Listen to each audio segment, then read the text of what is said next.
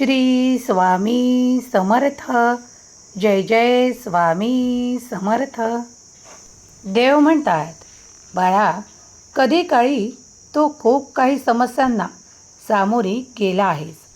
मग त्या नात्यातल्या अडचणी असोत किंवा तुला मिळालेले प्रेम असो किंवा ज्या गोष्टींमध्ये तुला अपुरेपणा वाटला आहे किंवा आर्थिक अडचणी असोत, त्यांचा सामना करत तू पुढे येत आहेस. कारण तुझ्यासाठी माझे आशीर्वाद निरंतर कार्य करत आहे. अगदी आज या क्षणाला आत्ताच तुझ्या मनातली ती इच्छा माझ्यासमोर बोलून दाखव. तू जेव्हा ते बोलशील तेव्हा ते ब्रह्मांडापर्यंत येईल. ती ब्रह्मांडीय ऊर्जा माझ्यापर्यंत येईल. तुला माहीत आहे की मी ते सर्व काही अशक्य पूर्ण करू शकतो जे तुला आज अशक्य वाटत आहे. काही गोष्टींमध्ये तुम्ही माघार घेतली आहे किंवा माघार घेण्याची तुमची तयारी दिसत आहे. म्हणूनच आज हा पवित्र संदेश मी तुझ्यापर्यंत पाठवलेला आहे. तुला माघार घेण्याची आवश्यकता कधीही पडणार नाही, कारण तू माझ्या आशीर्वादाने निश्चिंत होशील. तुझ्या आर्थिक समस्या माझ्या चरणी सोपवून दे. तुला पडलेले सर्व काही प्रश्न माझ्या चरणी सोपवून दे. निश्चिंत राहा, काळजीमुक्त राहा, कारण जिथे कुठे हा संदेश पोहोचवला जात आहे, जो माझा भक्त हा ऐकत आहे, त्याच्या जीवनातून खूप काळापर्यंत मी सर्व काही धनाच्या समस्या, त्याच्या आयुष्यातील समस्या, नकारात्मक विचार दूर करण्यासाठीच हा संदेश त्याला देत आहे. तू फक्त विश्वास ठेव की आज स्वामी माऊली लक्ष्मी रूपात तुझ्या घरी प्रवेश करत आहे. जेव्हा तू हा संदेश उघडून ऐकत असशील तेव्हा माझे पाऊल हळूहळू तुझ्या प्रवेशद्वारातून प्रवेश करत आहे. विश्वास ठेवशील तर सर्व काही योग्य पद्धतीने पुढे जाऊ लागेल. तुझ्या समस्या ज्या तू मनात गोंधळ निर्माण करत आहेस की या समस्या वारंवार मला येत आहेत, त्याच मला पुढे जाऊ देत नाही किंवा मी पुढे जाऊ शकत नाही. बाळा, तुझ्या त्या सर्व काही समस्यांना मी माझ्या आशीर्वादाने क्षणार्धात नष्ट करू शकतो. तू फक्त विश्वास ठेव की देव कार्य करत आहे. देवाचे अफाट अनंत कार्य जेव्हा सुरू होते तेव्हा तुमचा विश्वास देखील बसत नाही, इतके आशीर्वाद तुमच्या मार्गात येऊ लागतात. तुम्ही फक्त विश्वास केल्यास तुमचे सामर्थ्य वाढू लागते. तुम्ही तुमच्या इच्छांना पूर्ततेत परिवर्तित करण्यासाठी आज माझ्यासमोर तुमचे इच्छित मागा. ते काही काळातच पूर्ण होण्याचे आशीर्वाद येऊ लागतील.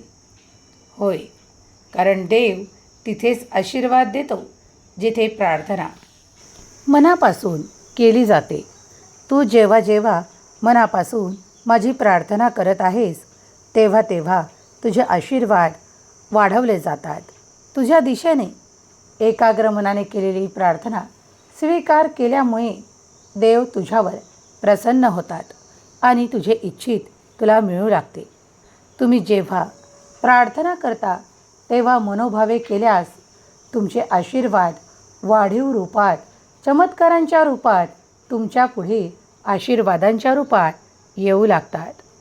स्वतःला एकटे मानू नका, तर परमेश्वराचा भक्त माना, परमेश्वराचा पुत्र माना आणि पहा की तुम्ही किती पुढे जाऊ शकता.